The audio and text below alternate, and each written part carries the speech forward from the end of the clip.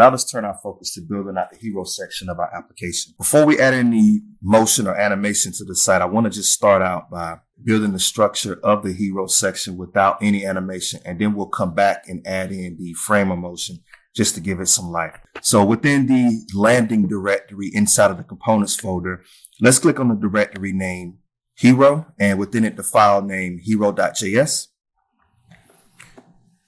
And this is going to represent the hero component that we see on screen that we have with the background color of green. For right now, let's go ahead and remove the div tags that are within the return statement, and let's replace those with a section tag. Within the section, let's give it a class name of min height screen and also margin top 20. And just to see what we have on screen, I'm going to add hero section within the section tag. And if we save the file, you'll notice that we now have the hero section. That is because we just added some margin top to the section to push it down, because remember, we gave the nav bars some height. Therefore, we'll need to push the hero section down in order to see it. So let's go ahead and begin to style out the hero section. Within the div, let's add another div, and we'll give it a class name of min height screen. We'll give it some padding on the x-axis of 8. We'll set the direction of flex, set the margin to auto. That way the screen is centered and not to the left of the window. We'll set the max width of the window to be large. That way it is consistent with the header. We'll go justify center, and we'll place the items in the center as well. So now let's save it, and we'll add hero section back within the tag just to see what we have on screen. And as you can see, the hero section word is now in the middle of the window. That is because of the direction that we've set this div. So it is functioning properly. Great. So let's go ahead and import image. And this is going to come from Nextjs. I also have a hero PNG within the public file. This is just a hero image that I'm going to place on screen. I'll include it in the description once this video is up. But feel free to use whatever image that you like. I just grabbed one from Canva, removed the background, and thought it was kind of fitting for the website. Well, I'll close out the public file, and I'll go back into the hero section. And we can remove that word from the screen, and let's replace it with the image tag that we just imported. And we'll give it a source of /hero.png because it's in the public directory. Remember, we only need to add a slash in order to access it. I'm going to set the alt to hero. Width will be 500 and the height will be 500 as well. So before we add the closing tag to the image, let's go ahead and give it some styling. On large devices, I want the width to be 4, to take up 4/6 of the entire viewport. So if the entire viewport is 6, I want it to take up just 4. Medium devices, we're going to set the width to 3/6. On small devices, I'm going to have it a little larger. So by default, it's going to be set to 5/6. And we want the object to be covered. We'll want it to be centered. Object cover, object centered. We'll have the edges of it rounded. Let's go ahead and add in the closing tag and save this file. So now you see we have the image on screen of our hero. We have the hero image on screen, so we can now see it. Great. So now underneath the closing image tag, let's add in another div, and this div will hold the text of our of the hero section. This div will hold the text of the hero section. So within the div, we'll give it a class name of text center, and we'll set the width on large devices to be 2/3. Default, we want to set the width to full. So on small and medium devices, it's going to take up 2/3 of the view, or 2/3 of the section, I should say. Now let's give it an H1, which will represent the title. We'll give it a class name, and we'll set this to title font. Small, we want text to be set to 3XL. We'll give it a little margin bottom, the font to medium, and set the text color to gray 900. Now for the H1, I'm just going to add in some text that matches the name of the site for the landing page. Feel free to make this or to change it however you like. So your skills with online training, and hit save. So now you see the text on screen. Great. Underneath the H1, let's add a P tag. And this is going to represent the description. And within it, let's give it a class name. And we'll say margin bottom of 8. We want the text to be leading relax, which is going to be the equivalent of setting the line height in CSS. And I'm just going to add a brief description to describe our website. So we'll say join our community of learners and gain hands-on experience in various fields.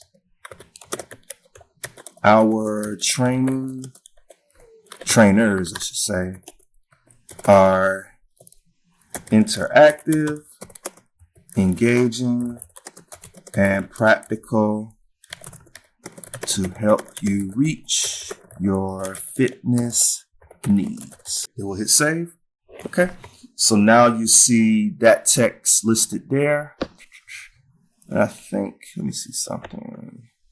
I think I'm going to remove this one so we don't have so much padding there. There we go. All right. So it's not so much padding as it was originally. So I just removed the min height screen. Feel free to style and design that to fit your desires. So now underneath the closing P tag, we'll need to add some buttons. And for the buttons, I'm going to have links. And I think what I want to do is I'm going to have a link that redirects the user to the sign up page and also the login page. Now, we haven't built those just yet. They're going to be coming in later videos. And I think I'm actually going to use the credentials provider and also Google OAuth, but we'll talk more about that later. But for right now, let's add a div underneath the closing P tag. This div will hold the links that will give the user the option to navigate to a website or navigate to a different route on our page. So in this div, let's give it a class name of flex and justify center. Then we'll need to bring in link. So at the top, let's type in import, and we want to import link, and be sure to bring it in from next link. Now within the div, let's add the link. And the first thing I'm going to go ahead and add is an href so I don't forget. And I'm going to set this to /signin. Then underneath or within that open link initially, let's add a class name for some styling. We'll set the width to full. We'll set the text to center. On this one, I want the text color to be white. We'll set the background color to gray 900. We'll say a border of 0. Padding on the Y of 2. Padding on the X, let's do 6. I think 4 may be too small. We'll say focus, outline, set it to none. On hover, I want the background color to be gray 600, and we'll round the edges or the border, if you will, and we'll go text large. I'll add in the closing tag to the link and type in sign up and click save. And then now you see we have the sign up button listed here on screen. So underneath this link, we can actually go ahead and just copy the same link that we just created. And underneath this one, we'll paste it in. And let's change the href to login. And I think instead of it being sign/dash, I'm just going to make it sign in. Change the text color to gray 900. We'll set the background color to white, which is the inverse of what we have there. There we go. And I think I'll give a little bit of space on the x-axis of 4. There we go. And we'll give it a border, hit save. And on hover, I think we'll make this gray 200. There we go. All right. So now we have the hero section built out. This is what it looks like on large devices. And if we refresh it, we'll notice that it just reloads as a standard page. Now I want to give it a little bit of life by bringing in framermotion. So now first off at the top of the page, let's go ahead and import motion from framermotion. So now the first set of activity that I want to add is for the image. I want to import the image separately. So go ahead and highlight and copy the image and delete it. And then within that div, let's add another tag named motion.div. We'll go ahead and paste in the image that we just copied. And then for this particular motion, give it some properties. The first one is going to be initial. We want initially is the opacity to be 0. We want the Y to be -50. And basically what this is saying is that, let Need to add the comma there. There we go. And basically what this is saying is that the initial opacity is going to be 0. And on the y-axis, we want it to be -50, which is going to have it come in from the top of the screen. Then we need to add animate. We'll set the opacity of that to 1. We'll set it on the Y to 0, which is going to bring it back to the initial state or the current state. And then last but not least, we'll need to add transition. And here we're going to set the duration of this transition to 0.5. So let's hit save. And now let's test it out. So it can't find it because this is a client manifest, if I can read this morning. And notice that with React, we know everything is a server component. So at the top of this file, I need to make this a client-side file. That way React knows that, hey, don't run this on the server. This isn't server code. This is strictly for the client or for the user experience. So if you click save, now notice that the hero animates in, or the hero image, I should say, animates in. Perfect. So now let's work on the text. Let's add some animation to that. So we'll need to modify our code a little bit. So instead of having a H1, let's change this to motion.h1, and we'll need to add motion to the closing H1 as well. And we could do the same thing for the P tag. Let's make that motion.p. And for the closing paragraph tag, we'll do the same, and we could delete the additional P that we have there. Now we'll need to add some animation properties, to the .h1. What we can do is we actually can copy that we added to the initial div and add it to the H1, and we'll just make some changes. The initial property is going to be 0, and on the Y, it's going to remain 50. Animate is going to remain the same with 1, and on the Y 0. Transition duration, we're going to add a slight delay. So we already have the duration of 0.5. Let's add delay of 0.2. So I'm going to add 0.2. Click save. Now let's refresh the screen. You'll notice that the hero image populates first, or loads on the screen first, and then the text populates after it. Or the title, excuse me. So that's perfect. Now we'll need to do the same thing for the motion.p tag. So I'm just going to copy what we just created for the motion.h1. And I'm going to paste it in for the motion, or excuse me, yes, for the motion.p. The only change we're going to make here is instead of it being 0.2, I'm going to change it to 0.4 so that it animates in after the H1. So let's refresh this window. You see that the title animates in first, then the description animates in after it. And of course, all of these are after the hero image. So that's great. So last but not least, we'll need to do the same thing for our links. We'll go ahead and copy what we just pasted in for the motion.p tag. And instead of placing this in the links, I actually want these to animate together. So I'm going to place it in the div versus the links individually.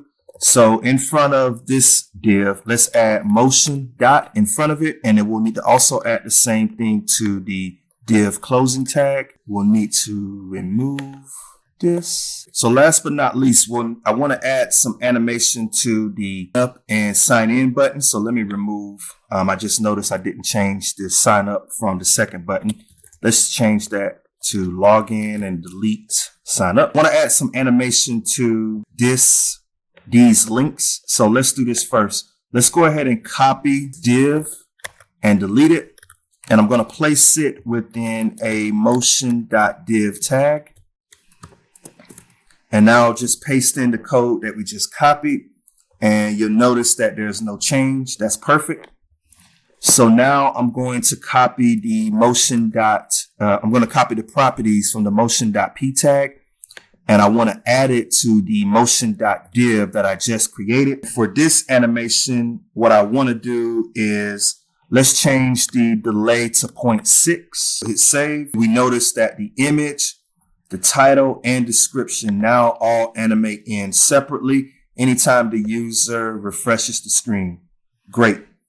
So you know what? I think that I would like to have one button populate first and maybe the second one populate second. You can easily do so by just, if you Now, taking a look at this, you may, if you want, to have these buttons populate separately, since everything else populates on the page separately. All you need to do is place this link tag within this motion.div by itself and create a separate motion.div for the separate link tag. So just to show you what it looks like, I'm going to do some quick refactoring just so that you can kind of get an idea of it, but I may keep it the way it is for this project. We'll just see. So we can remove this div. Okay. So now we only have within this motion.div, I'm just going to copy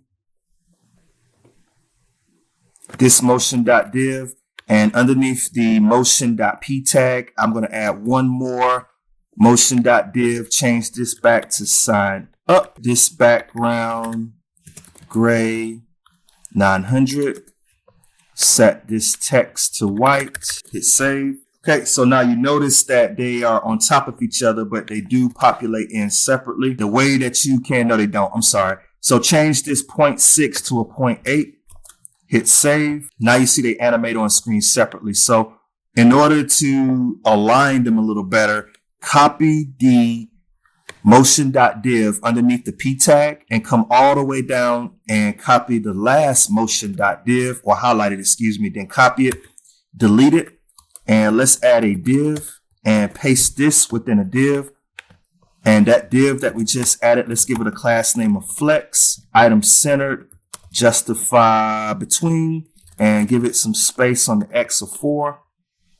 Hit save. And now you notice that they have some distance between them. So instead of making it between, let's just make it centered. There you go. So now if we refresh the hero section or refresh the page, you notice that the image, the title, and the description all populate individually. And then the links for sign up and log in populate after. So now everything transitions on screen individually. So that concludes designing our hero section for this portion of the video. Next up, we are going to work on the program section, which is just going to be a list or displaying all of the different programs that we offer currently within the training land. So I hope to see you in that video.